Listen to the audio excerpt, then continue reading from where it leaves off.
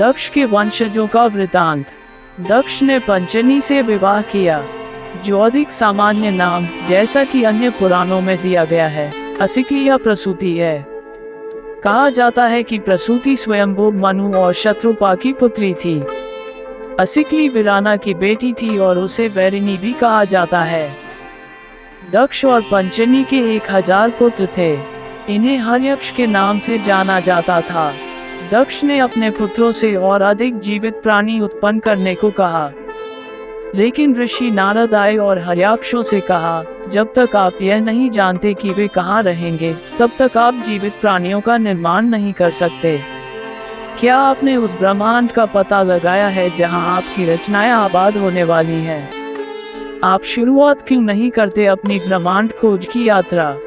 हर्याक्षों ने ऐसा किया और उसके बाद से इसके बारे में कभी नहीं सुना गया। वे वापस नहीं लौटे।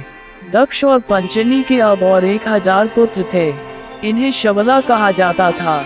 नारद ने शवलाशुओं को ब्रह्मांड का पता लगाने के लिए कहा और वे भी गायब हो गए। दक्ष और पंचनी की अगली 60 पुत्रियां पैदा हुई। दक्ष की पुत्रियों की संख्या के बारे में पुराणों के विवरण एक समान नहीं है। कभी संख्या 60 बताई जाती है, कभी 50 तो कभी 24 बताई जाती है। इनमें से 10 बेटियों का विवाह भगवान धर्म से हुआ था, 27 का विवाह चंद्रमा देव चंद्र से हुआ था और 13 का विवाह ऋषि कश्यप से हुआ था। बाकी बेटियों की शादी कई अन्य ऋषियों से कर दी गई। जिन 13 पुत्रियों का विवाह कश्यप से हुआ उनके नाम अदिति, दिति, दनु, अरिष्टा, सुरसा, सुरभि, विंता, ताम्रा, क्रोधभुषा, एरा, कद्रु, विश्वा और मुनि थे। कश्यप की पत्नियों के नाम, विशेषकर छोटी पत्नियों के नाम, कभी कभी पुराण दर पुराण भिन्न होते हैं। अदिति के पुत्र आदित्य कहलाए। उनमें से 12 थे और उनके नाम इंद्र, धाता, भग, त्वष्टा, मित्र, वरुण, यम, विवस्वान, सविता, पूषा, अंशुमान और विष्णु थे। ये देवता थे। आमतौर पर यम को सूर्य देव और उनकी पत्नी संज्ञा का पुत्र माना जाता है। दिति के पुत्र दैत्य राक्षस थे। उनमें से 2 थे जिनका नाम हिरण्यकशिपु और हिरण्याक्ष था।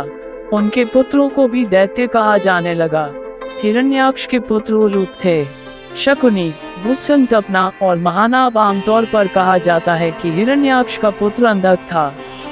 कुछ वृतांतों के अनुसार हिरण्याक्ष का कोई पुत्र नहीं था और अंधक को पुत्र के रूप में गोद लिया गया था। हिरण्यकशिपु के पुत्र प्रहलाद, अनुलाद, समहलाद और हलाद थे।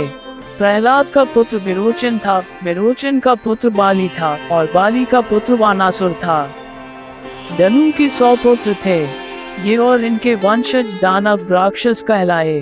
100 पुत्रों में प्रमुख विप्रचित्ति थे। राक्षसों के विप्रचित माया इसी वंश के वंशज थे। तम्रा की 6 बेटियां थीं।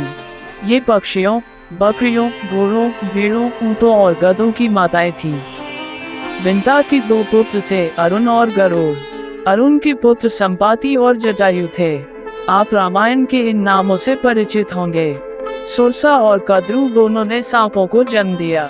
क्रोधवशा राक्षसों की माँ थी। गाय भैंसों की सुरभि, अप्सराओं की मुनि, स्वर्ग के नर्तक, गंधर्वों के अरिष्ट, स्वर्ग के गायक, पेड़ों और जड़ी बूटियों की हीरा और यक्षों देवताओं की विश्व।